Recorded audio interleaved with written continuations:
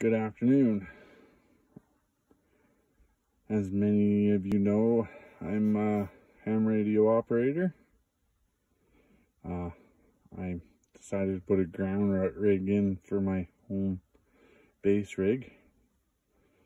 12-foot ground rod with 14 gauge wire running into the house. I'll be back and show you what I got in the house.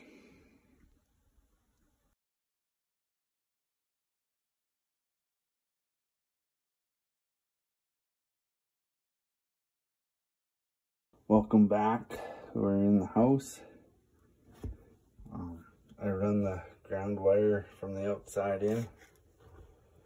If you like my content, please like, share, and subscribe. And please, I am no expert, so if you see something I didn't do right or did wrong, please let me know in the comments.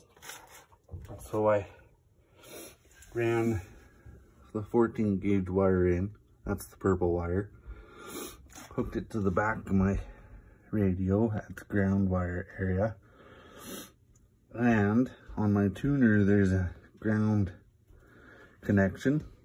I hooked it to there as well. I just ran it from the back of the radio to the back of the tuner. Should ground it as well, in theory.